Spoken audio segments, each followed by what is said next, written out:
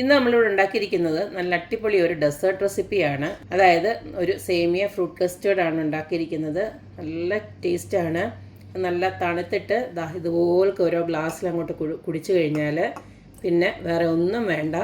ഇതായാലും ഒരു ഗ്ലാസ് പോലും കുടിക്കണ്ട. ഒരു അര ഗ്ലാസ് കുടിക്കുമ്പോൾ തന്നെ നമ്മുടെ വയറ് നിറയും. മാത്രമല്ല നല്ല ഹെൽത്തിയുമാണ്. അപ്പം നമുക്ക് ഈ ഒരു ഡെസേർട്ട് എങ്ങനെയാണ് ഉണ്ടാക്കുന്നതെന്ന് നോക്കിയിട്ട് വരാം.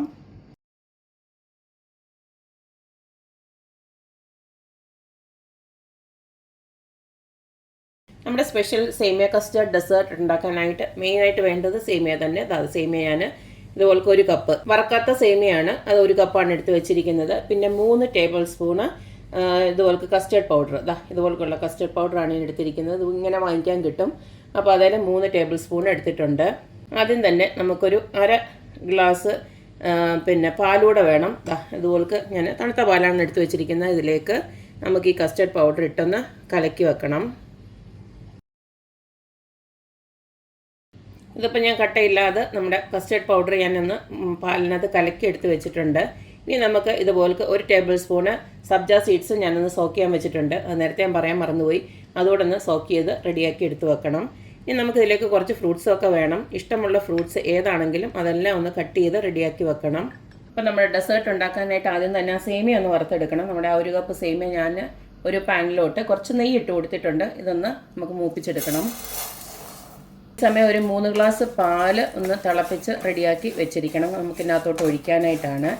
നിങ്ങൾക്ക് എത്രയാണോ ഫാമിലി മെമ്പേഴ്സ് അതനുസരിച്ചിട്ട് ഇതിൻ്റെ അളവ് കൂട്ടിയും കുറയ്ക്കുകയൊക്കെ ചെയ്യാം.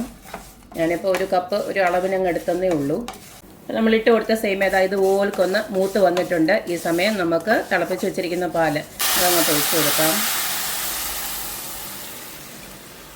ഇനി ഇതിലേക്ക് നമുക്ക് മധുരത്തിന് ആവശ്യമായിട്ടുള്ള പഞ്ചസാരയോ അല്ലെങ്കിൽ മിൽക്ക് മെയ്ഡോ ഇട്ട് കൊടുക്കാം. ഞാനിപ്പോൾ ഒരു അര കപ്പ് പഞ്ചസാര ഇട്ട് കൊടുക്കുകയാണ്. പഞ്ചസാര വേണമെന്നുള്ളവർക്ക് കുറച്ചും കൂടെ അധികം ഇട്ട് കൊടുക്കാം. നല്ല മധുരം വേണമെങ്കിൽ. അപ്പോൾ ഇതിനെ ഒന്ന് നല്ലതായിട്ടൊന്ന് വെന്ത് വരട്ടെ. നമ്മുടെ സേമിയ ഒന്ന് വെന്ത് വരണം. അതുവരെ ഒന്ന് വെയിറ്റ് ചെയ്യാം. സേമിയൊക്കെ ഇതുപോലക്ക് വെന്ത് വന്നിട്ടുണ്ട്, കണ്ടില്ലേ? ഇങ്ങനെ ഒരു ലൂസായിട്ടുള്ള പരുവത്തിൽ വേണം. ഞാനൊരു 1.5 ഗ്ലാസ് പാലൂടെ വീണ്ടും ഒഴിച്ചു കൊടുത്തു. കാരണം ഈ തിക്കായിട്ടുള്ള സേമിയ വേവാൻ ഇത്തിരി ഒന്ന് നേരം എടുക്കും. അതുകൊണ്ട് അതനുസരിച്ചിട്ടുള്ള പാല് നിങ്ങൾ ഒഴിച്ചു കൊടുക്കണം. തിളച്ച് വെന്ത് വരുമ്പോൾ ഈ ഒരു പരുവത്തിന് കോരി ഒഴിക്കുന്ന രീതിയിൽ നമ്മൾ സേമിയ പായസം കുടിക്കത്തില്ല, ആ ഒരു രീതിയിലായിരിക്കണം. ഇനി നമുക്ക് നേരത്തെ കലക്കി വെച്ചിരിക്കുന്ന കസ്റ്റേർഡ് ഉണ്ടല്ലോ, അതൊന്നും കൂടെ നല്ലതായിട്ട് ഒന്നുകൂടെ കലക്കിയതിന് ശേഷം ഇതിനകത്തോട്ട് ഒഴിച്ചു കൊടുക്കാം. കസ്റ്റേർഡ് ഒഴിച്ചു കഴിയുമ്പോൾ നന്നായിട്ട് വേഗം അങ്ങ് കുറുകി കിട്ടും. ഈ സമയത്ത് നമുക്ക് സ്റ്റൗ ഓഫ് ചെയ്യാം.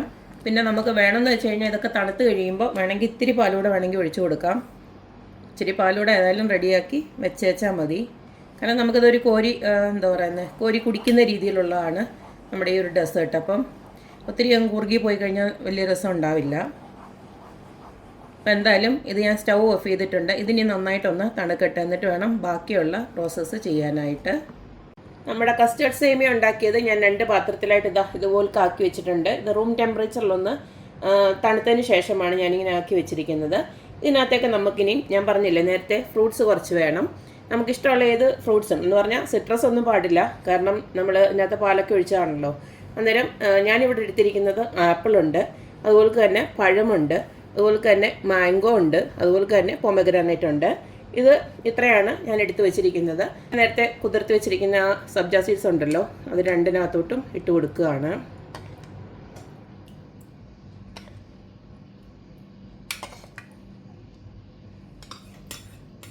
അതുപോലെ തന്നെ നമ്മൾ അരിഞ്ഞു വെച്ചിരിക്കുന്ന എല്ലാ ഫ്രൂട്ട്സും കുറേശ്ശെ ഇതിനകത്തോട്ട് ഇട്ട് കൊടുക്കുകയാണ്. മാങ്ങയൊക്കെ എടുക്കുമ്പോൾ നല്ല പഴുത്തം നോക്കി എടുക്കണം. പൊമഗ്രാനൈറ്റ് നമുക്ക് കുറച്ച് വെച്ചിരിക്കാം പിന്നീട് ഗാർണിഷ് ചെയ്യാൻ വേണ്ടിയിട്ട്. ഇതിന് എല്ലാം നന്നായിട്ടൊന്നുകൂടെ മിക്സ് ചെയ്യുക. അപ്പോൾ ഇത്രയേ ഉള്ളൂ, നമ്മുടെ അടിപൊളിയായിട്ടുള്ള ഫ്രൂട്ട് കസ്റ്റേർഡ് ഇവിടെ റെഡി ആയിട്ടുണ്ട്. സേമിയയോടെ ചേർത്തിട്ടുള്ള ഫ്രൂട്ട് കസ്റ്റേർഡ്. ഫ്രൂട്ട്സൊക്കെ കഴിക്കാനും മടിയുള്ള പിള്ളേർക്ക് ഇത് നല്ല അടിപൊളി ഒരു ഓപ്ഷനാണ്. ഇത് നന്നായിട്ടൊന്ന് തണുപ്പിച്ചതിന് ശേഷം ഉപയോഗിച്ച് കഴിഞ്ഞാൽ കുറച്ചും കൂടെ രുചിയായിരിക്കും.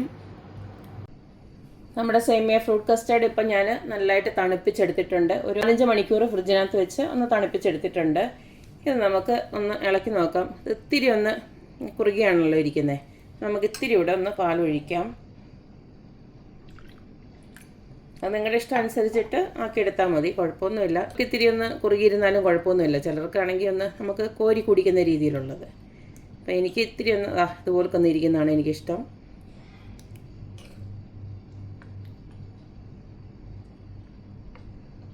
അപ്പോൾ ഇത്രയേ ഉള്ളൂ. തണുപ്പിച്ച് കുടിക്കാൻ നല്ല അടിപൊളി ടേസ്റ്റാണ്. നമ്മൾ ഫ്രൂട്ട്സും എല്ലാം ആഡ് ചെയ്തതിന് ശേഷം ഇതുപോലൊക്കെ ഇങ്ങനെ ഒരു ഗ്ലാസ് കുടിച്ചാൽ തന്നെ നമ്മുടെ വയറ് നിറയാനുണ്ട്. അപ്പോൾ എല്ലാവരും ഇതുപോലൊക്കെ ഒന്ന് ഉണ്ടാക്കി നോക്കുക, അഭിപ്രായങ്ങൾ അറിയിക്കുക. അപ്പോൾ എപ്പോഴും പറയുന്ന പോലെ തന്നെ റെസിപ്പീസ് ഇഷ്ടമുള്ള എല്ലാവരും please like, share and subscribe. അപ്പോൾ ഇനി ഒരു അടിപൊളി വീഡിയോ ആയിട്ട് വരുന്നവരേക്കും ബൈ.